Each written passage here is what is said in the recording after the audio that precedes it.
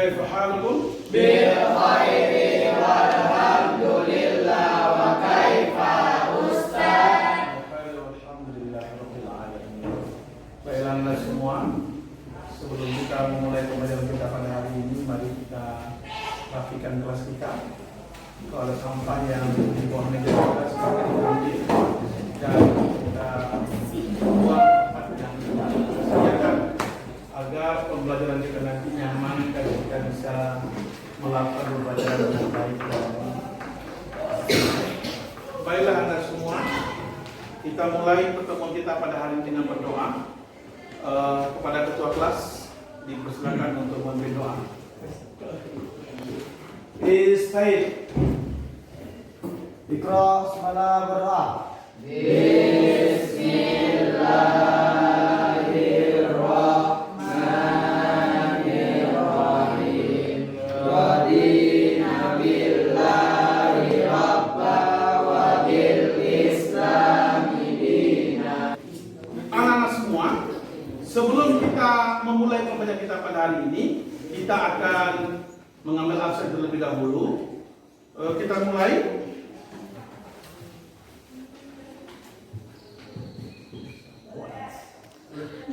Adelia, Andre, Aldo, Viko. Baiklah anak semua, pada minggu yang lalu kita telah mempelajari akhlakul mazmumah atau sifat tercela hubbud dunya. Hubbud dunya. Apa itu hubbud dunya? Silakan habis. Cinta kepada dunia secara berlebihan. Orang yang kena virus hubbud dunya dalam kehidupan sehari-harinya pasti akan nampak dalam dirinya. Baiklah Anda semua, pada hari ini kita akan mempelajari tentang sifat tercela yang kedua, yaitu hasad. Adapun tujuan pembelajaran kita pada hari ini adalah menghayati dan menyadari bahwa hasad adalah bagian dari ajaran agama Islam yang harus dihindari dalam kehidupan sehari-hari. Baik Anda semua, untuk itu mari kita saksikan terlebih dahulu video ini.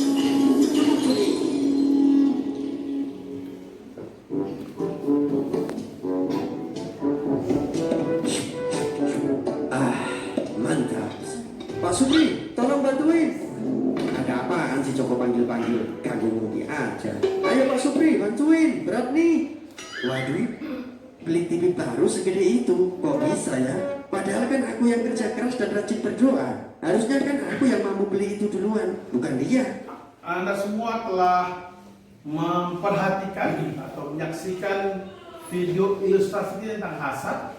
Saya kasih waktu 5 menit bagi Anda semua masing-masing kelompok memberikan kesimpulan atau apa yang dipelajari dari video ilustrasi hasad tadi yang telah Anda tonton bersama-sama. Dipersilakan, waktunya 5 menit.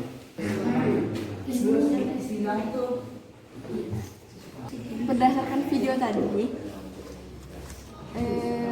saya menyimpulkan hasad itu berarti istilah itu memiliki nikmat Allah dan dianugerahkan kepada orang lain serta mengingat agar nikmat tersebut dihilangkan. Ini bisa menghilangkan ketika kesimpulan yang terkait video tadi bisa membuat hal gelap. Oke, cukup. Telah 5 menit, kita persilakan masing-masing kelompok untuk menyampaikan hasil diskusinya tentang pengamatan terhadap video yang kita tonton bersama tadi. Cukup di tempat saja, silakan masing-masing kelompok. Kita mulai dari kelompok 1. Silakan, kelompok 1. Assalamualaikum warahmatullahi wabarakatuh. Hasad atau dari iri dengki. Dari video ilustrasi tersebut dapat disimpulkan bahwa hasad adalah perbuatan yang harus dihindari. Jauhilah olehmu sifat-sifat dengki dan iri, karena sesungguhnya sifat dengki itu membuat pahala-pahlamu menjadi hilang. Yaitu merasa tidak suka terhadap yang dikaruniakan Allah kepada orang lain dan menginginkan nikmat tersebut segera dihilangkan. Sifat hasad bisa menghilangkan kebaikan atau pahala yang telah kita kerjakan sepenuh hati. Mungkin itu saja. Assalamualaikum warahmatullahi wabarakatuh. Tadi kita sudah menyimpulkan apa itu hasad. Betul? Intinya dari video itu, dari video yang kita tonton bersama tadi, bahwa hasad itu adalah SMS. Apa? SMS. Susah melihat orang senang, senang orang susah. Kalau orang senang, dia yang susah. Orang itu susah, dia senang. Alhamdulillah, rasain. Kalau orang senang, dari mana pun dapat uang tuh. Ganti pula mobilnya, ngecat rumah lagi, perbaiki rumah lagi. Susah melihat orang senang, senang melihat orang susah. Untuk lebih dalamnya pembahasan kita pada hari ini, agar Anda mengerti betul dan memahami betul apa itu hasad, hari ini kita akan membahas ini. Apa itu hasad? Penyebab hasad? Apa akibat dari orang yang kena penyakit hasad? Dan bagaimana cara menghindari? Kelompok yang pertama akan membahas tentang pengertian hasad. Kelompok kedua akan membahas tentang sebab-sebab atau penyebab hasad. Kelompok tiga akan membahas tentang akibat negatif dari hasad, dan kelompok empat akan membahas cara menghindari hasad. Kita mulai sekarang. 10 menit cukup nak? Cukup. 10 menit dimulai dari sekarang. Dipersilakan. Jadi anti benci atau hasad menurut modul ini adalah membenci nikmat Allah SWT yang dianugerahkan kepada orang lain, serta menginginkan agar nikmat tersebut segera hilang atau terhapus dari orang tersebut. Itu mendapatkan dampak negatif dari hasad itu menghapuskan amal kebaikan. Apapun saja cara menghindari hasad itu. Yang pertama, banyak bersyukur atas nikmat yang diberikan Allah SWT kepada kita. Sebab rasa itu dibagi dua. Yang pertama itu rasa permusuhan dan kebencian pada seseorang. Sekarang kita akan mintakan masing-masing kelompok untuk mempresentasikan di depan kita semua apa yang telah dibahas di masing-masing kelompok sesuai dengan yang tadi sudah Ustaz bagikan. Kita mulai dari kelompok 1. Kita silakan untuk ke depan mempresentasikan apa yang telah didiskusikan di kelompoknya masing-masing. Bismillahirrahmanirrahim. Assalamualaikum warahmatullahi wabarakatuh. Waalaikumsalam warahmatullahi wabarakatuh. Jadi saya dari perwakilan dari kelompok 1 akan menjelaskan tentang pengertian hasad. Yaitu secara bahasa ialah berarti dengki atau benci. Menurut istilah, hasad adalah membenci nikmat Allah Subhanahu wa taala yang dianugerahkan kepada orang lain, serta menginginkan agar nikmat tersebut segera hilang atau terhapus dari orang tersebut. Pengertian hasad. Tadi kata kelompok 1, hasad secara bahasa berarti dengki atau benci. Menurut istilah, hasad adalah membenci nikmat Allah yang dianugerahkan kepada orang lain, serta menginginkan agar nikmat tersebut segera hilang atau terhapus dari orang lain. Baiklah, selanjutnya kelompok 2 silakan. Saya dari perwakilan kelompok 2 akan menjelaskan dari sebab-sebab hasad, yaitu adanya sifat takabur atau sombong, merasa iri sendiri dan paling baik, paling benar atau paling hebat. Kata kelompok 2 bahwa hasad itu disebabkan karena apa? Merasa diri lebih baik daripada orang. Maunya benar sendiri. Tidak boleh ada orang yang lebih daripada dia.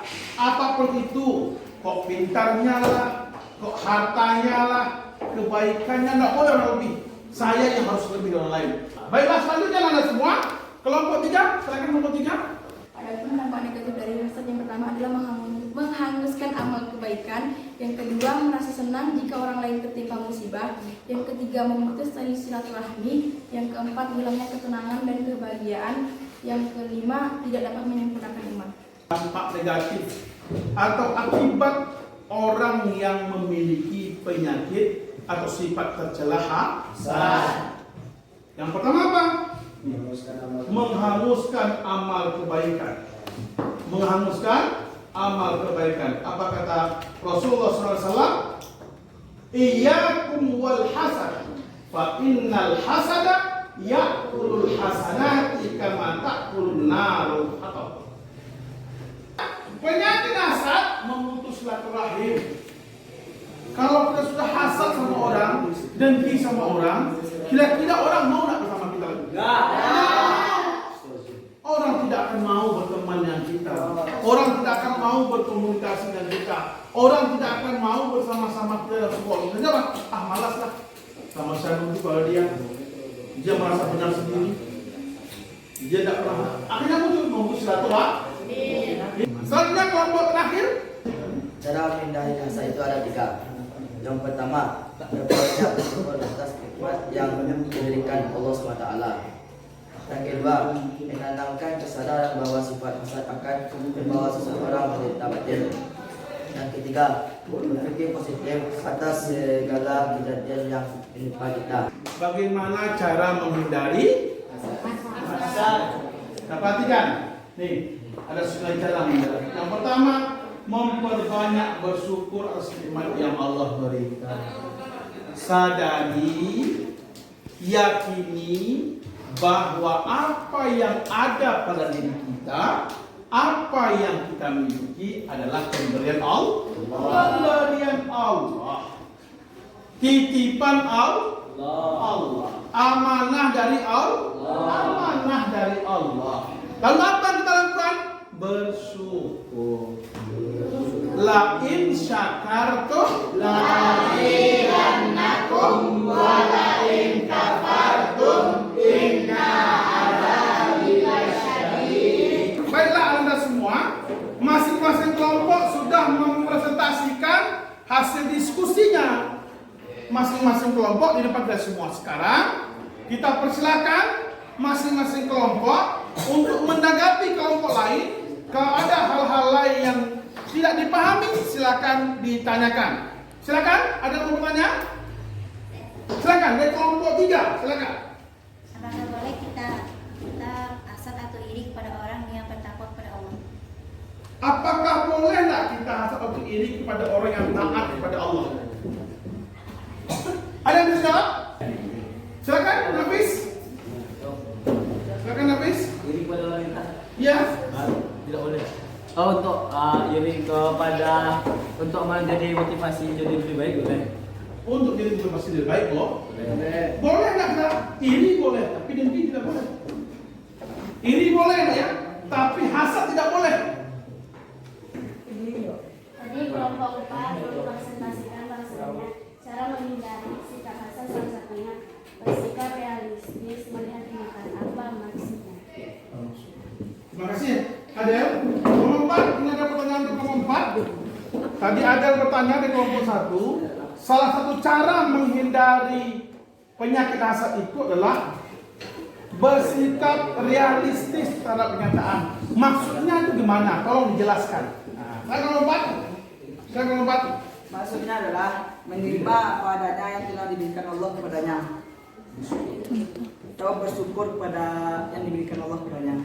Baiklah Anda semua, untuk lebih meyakinkan pemahaman dan pengetahuan Anda tentang hasad yang telah kita pelajari bersama tadi, kita akan bermain permainan indeks katmat. Nanti Anda semua Ustaz bagikan masing-masing kelompok satu kertas kosong seperti ini. Dalam kelasnya ada pengertian dampak negatif. Kemudian nanti akan Ustaz bagian potongan-potongan kecil kartu ini ditempel di masing-masing kolomnya. Kalau pengertian ditempel di pengerti. Kalau dampak negatif ditempel dampak negatif. Paham? Paham. Baiklah. Ini kelompok 1.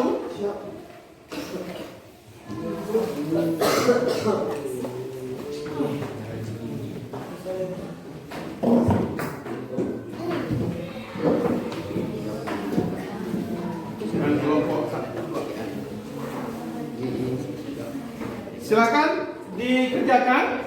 Buka kartunya dan ditempelkan di masing-masing kolomnya. Kalau dia dampak, ditaruh dampak. Kalau dia di penyebab, diletakkan di penyebab. Iya. Ditempel dengan lem.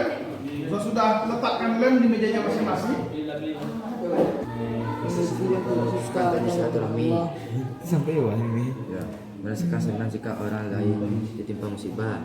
Ya, ada dapat dilatih. Masing-masing kelompok memperlihatkan hasil permainan kita pada hari ini. Silakan diperlihatkan begini. Perlihatkan begini ke depan.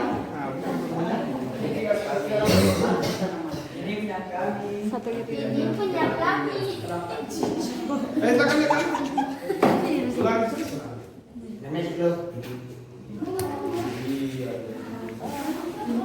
Gue yang ngambil. Yalah.